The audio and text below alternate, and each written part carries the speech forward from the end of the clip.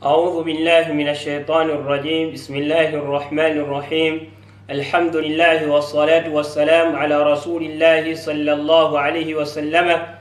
اللهم علمنا ما ينفعنا وانفعنا بما علمتنا وزدنا علما وارزقنا فهما. أماتنا مجفق واجتوى الله سبحانه وتعالى إبنجراني من يمت سباب الدير ينبكى صلى الله عليه وسلم ومن أصحاب رضوان الله عليهم وارضاه. أبترى بيبتي وأبكرزا السلام عليكم ورحمة الله وبركاته. تيجي الدولة مسمى في حلية التلاوة في علم التجويد. إذا تريكم مسمى في أقام أنت القرآن بكى صلى الله عليه وسلم يجدو ساتيا إلي إنو وكتوسا نسوايا كاكاتي نغاتي تشوسبوا ngowechitiwa Allah subhanahu wa ta'ala bwatyo bweyagissa. Ombaka sallallahu alaihi wasallama twagamba nti yatusisa Qur'an eri ummatul islami mu mbeera za mirundi ebiri, mu kubeera nga abalagira basahaba okuwandika Qur'an eyo, n'okubeera nga ombaka sallallahu alaihi wasallama yabeera nga asomera basahaba ebyo Jibril alayhi salatu wassalam byaba amusomesezza. Era ku mulundi ogwayita twalaba omubaka sallallahu alaihi wasallam Qur'ani yawandiikibwa atya mu mbeera ez'emirundi ebiri. Mu lubereberye ng'omubaka sallallahu alaihi wasallam akyaliwo yalagiranga basahaba okuwandiika Qur'an. Ate oluvannyuma lw'okuva okw'omubaka sallallahu alaihi wasallam abaamuddira mu bigere Abubakar Siddiq radiyallahu anhu, Umar ibn Khattab radiyallahu anhu, Uthman ibn Affan radiyallahu anhum warda, bonna babeeranga bakola kaweefube okubeeranga Qur'ani bagikuŋŋaanya era nebeeranga babeeranga bagiteeka mu kitabo kimu. Nabwekyo yeyo embeera gye twalaba butya Qur'ani we yawandiikibwa. Biidhnillahi ta'ala kati ku luno tugenda kulaba ate omubaka sallallahu alaihi wasallama yatuusisa atya Qur'ani eno ey'ekitiibwa eri umma mu mbeera y'okubeera nga abasomeramu. Sayyidi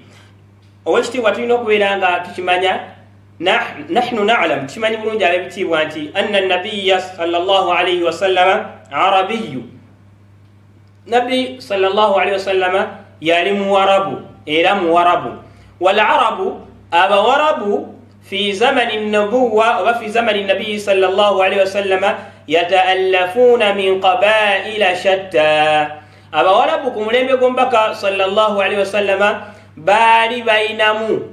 amakulu nga nabbi sallama akyaliwo, baali bayinamu ebika bingi, bayinangamu ebika nga bingi mu bawarabu. Wa kana nabiyuna Muhammadin sallallahu alaihi wasallama min qabilati Quraishin, ate omubaka sallallahu alaihi wasallama nabbi waffe yali ye ava mu kika ky'Abaquraishi. Wa hiya min nasli sayyidina Ismaila, era nga ke kajegeraako okutuusiza ddala eri nabbi waffe Ismaila, lwe luli olwo olwa nabbi waffe Ismaila bun Ibrahim tabani wa Ibrahim alayhimu salatu wassalam.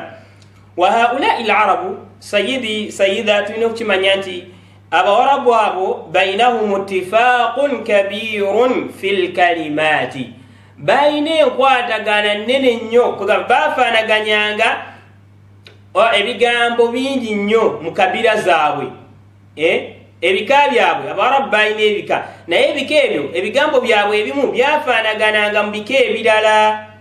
Kyekyo kyokka nedda. Wa wujudu ba'du al-ikhtilaafi, ate mwana wattu era mwalimu enjawukana mu bigambo mu bika ebyo. Wa hadha al-ikhtilaafu, kaakati enjawukana ezo mu bigambo fi lughati al-wahida ezibeerawo mu lulimi olumu, kasita osiŋŋaana enjawukana olulimi Luwarabu naye ng'owulira bali balwogera bulala ne bano balwogera bulala, tukiyita yusamma lahajati, tukiyita enjogera. Olulimi lwe lumu naye enjogera za njawulo. Mu Luzungu kye tuyita accent. Oli ayogera olulimi lwe lumu naye ng'engeri gy'alwogeramu za njawulo. Wa min ahammi madhahiri al-ikhtilaafi fi al-lahajat, bye tulina okubeera nga tutunuulira ennyo ebyayawukanangamu nnyo mu kabira zino, naddala nga boogera ennimi zaabwe buli kabira. Bye tulina okutunuulira ekisookera ddala اختلاف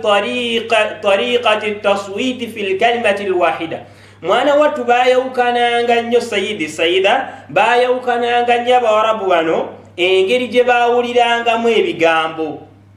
amaloboozi engeri gye baawulirangamu ekigambo oba engeri gye bafoomingangamu ekigambo ng'eyawukana mu kabira ekyokulabirako fabadu larabu abawarabu abamu yaqulu baali bagambanga yuminuuna nga basoma hamza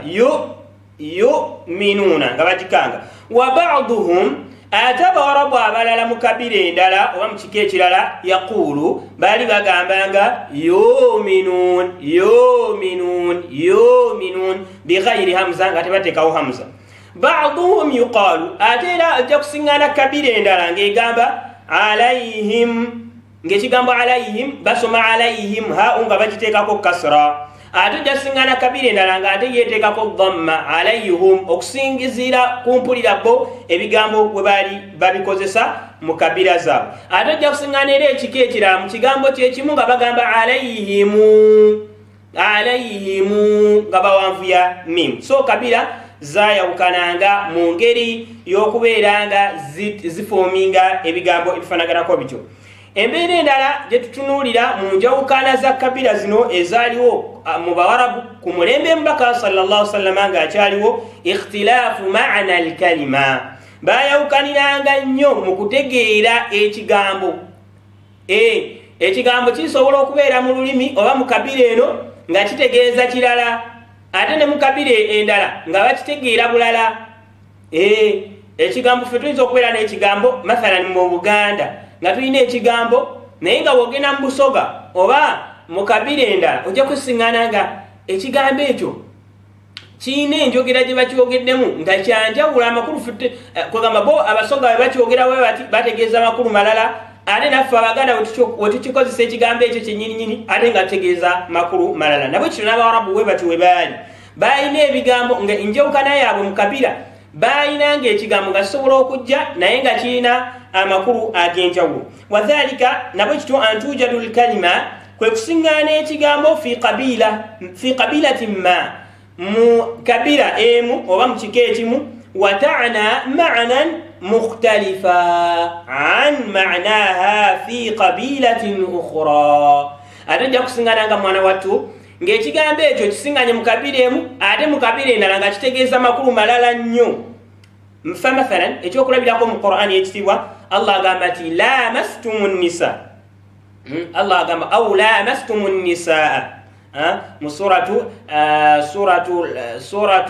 an-nisa ni suratu maida mulimu ekigambo lamastum fi ba'di al-qaba'il mu bika ebimu eby'Abawarabu ekigambo al-lamas lamastum oba lamsu fi qira'ati lams oba lamastum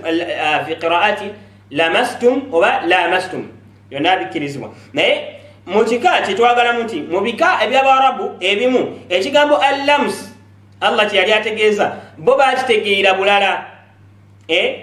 ekigambo ekyo lamastum bakitegeera bulala era ne bagamba nti ekitegeeza lamastum kwe kukwata Allah yali ategeeza kukwata ku mukyala n'omukwatako bw'oti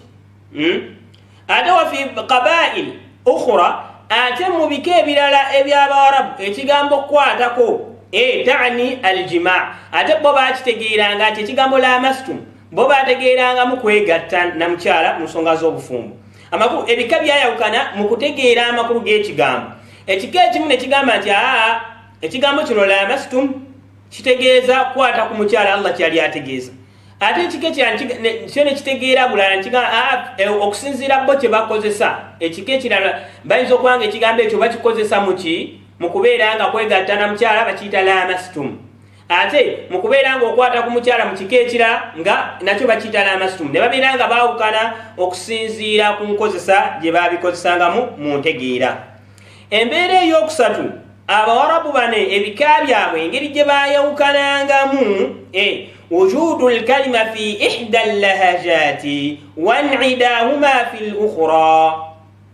kwe kusiŋŋaana ekigambo ekimu mu kika ekimu nga mu kika ekirala tekiriyo completely mathalan oyinza osiŋŋaana ekigambo mu Luganda naye nga mu Busoga n'okinoonya nga tekiriyo oba oyinza osiŋŋaana ekigambo mu Ludaama n'okinoonya mu Luganda nga tekiriimu nabwe ekyo n'Abawarabu bwe batyo baali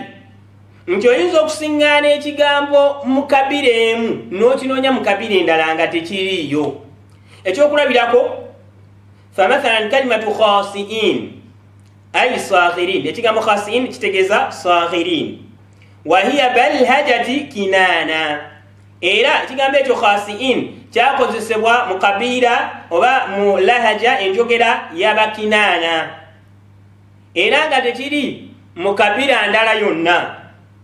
oba mu lahaja ndala. Wa kalimatu la shauba, nga n'ekigambo la shauban hamim, la shauba kitegeeza masjan, wahiya balhajati, ekyo nga kyo nakyo kigambo kyali mu njogera accent yali yabaki yabajuruhamu, lahaja yali yabajuruhamu bokka. Nabwe ebigambo ebimu byajjanga nga ojizo kisiŋŋaana mu kabira eno ng'endala tekikola ki tekiriyo khalis. Tegereka idhan nabwe kitabo Oluganda sayida atulaba atuwuliriza hakadha kana alwaqi'u allughawiyu fi zamani nuzuli alqur'ani alkarim fi ahdi rasulillahi sallallahu alayhi wasallama. Nabwe ekyo bwe olulimi bwe butyo bwe lwali lufaanagana nga Qur'ani ekka mu kiseera ky'omubaka sallallahu